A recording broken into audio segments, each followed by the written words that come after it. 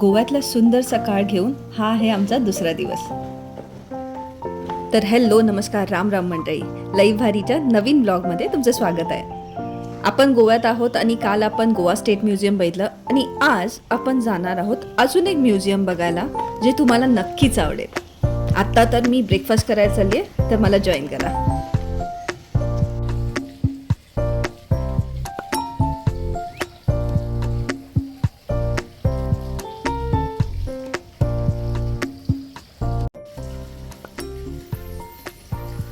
पावभाजी मागवली आहे.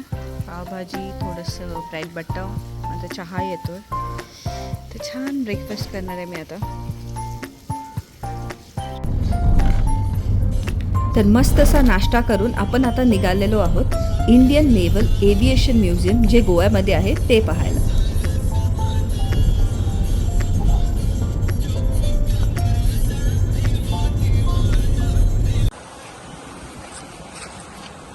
आज आपण आलेलो आहोत नॅशनल एव्हिएशन म्युझियम. गोव्यामध्येच आहे. गोव्यामध्ये बीचेस सोडून पण बरंच काही आहे, तर त्यासाठी आम्ही आज एव्हिएशन म्युझियम बघायला आलो.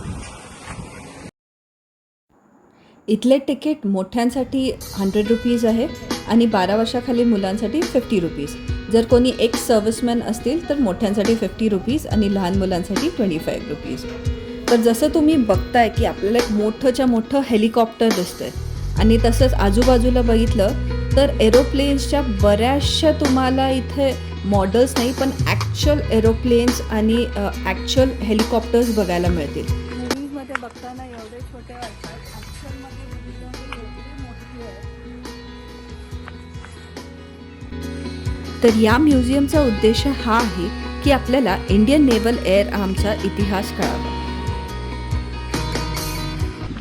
फायटर प्लेन्समध्ये जे मिसाईल्स असतात त्यातलं हे एक मिसाईल आहे. 12 ऑक्टोबर 1998 रोजी या म्युझियमची सुरुवात फक्त 6 एअरक्राफ्ट घेऊन करण्यात आलेली. आत्ता बघायला गेला तर इनडोअर आणि आउटडोअर अशी 2 सेक्शन त्यांनी केलेले आहेत. यात तुम्हाला बरेचसे बॉम्ब, टॉर्पिडोज, सेन्सर्स, ऑटो कॅनन्स, वेगवेगळे हेलिकॉप्टर्स, एअरक्राफ्ट्स किंवा सगळी जी हिस्ट्री आहे, सगळा जो इतिहास आहे तो बघायला मिळतो. इथे असणारे सगळे एअरक्राफ्ट्स डिकमिशन एअरक्राफ्ट्स आहेत.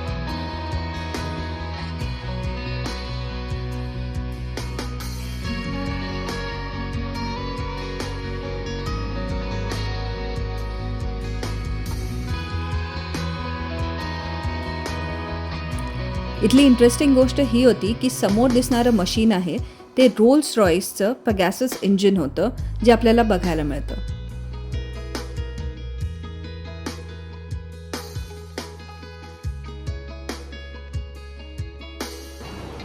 बाहेरचा एरिया बघून झाला की आपण वळतो इनडोअर सेक्शनकडे.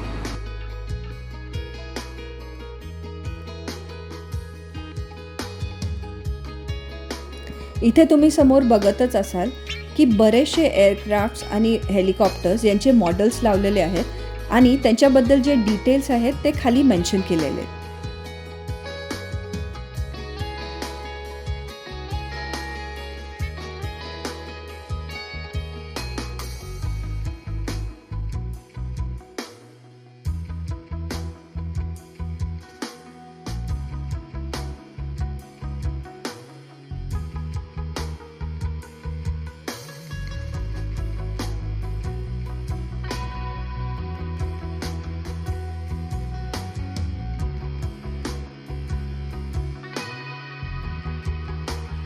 इथे फिरताना मला जाणवत होतं की नौदलाबद्दल मला किती कमी माहिती आहे.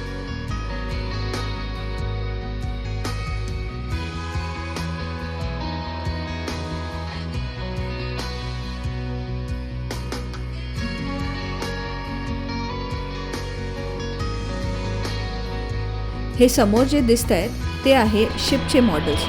INS विराट, INS विक्रमादित्य आणि INS विक्रांत अशा तिन्ही शिप्सचे हे मॉडेल्स आहेत.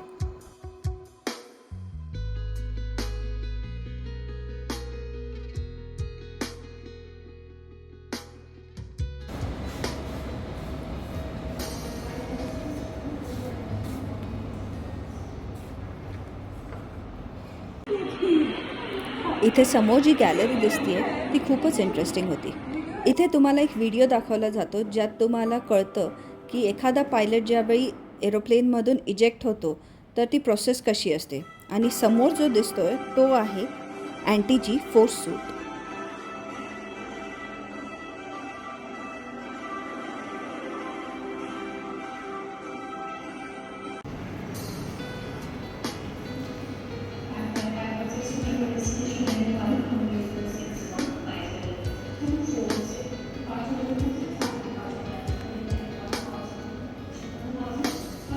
पुढच्या गॅलरीजमध्ये आत्तापर्यंत जे वॉर्स झालेत त्याबद्दलचे डिटेल्स, त्यात कुठल्या कुठल्या एअरक्राफ्ट्सनी कसं सर्व केलेलं आहे याचे डिटेल्स, याबद्दल बरीच माहिती दिलेली आहे.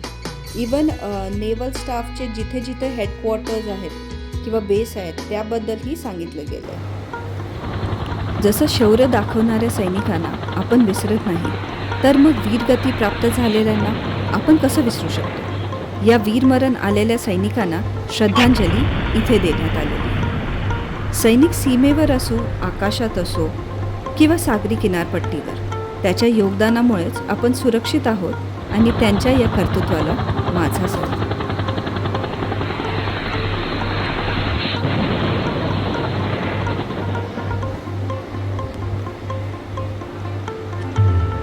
आशा आहे माझा हा व्लॉग तुम्हाला नक्की आवडला असेल तर शेअर करा, लाईक करा, कमेंट करा.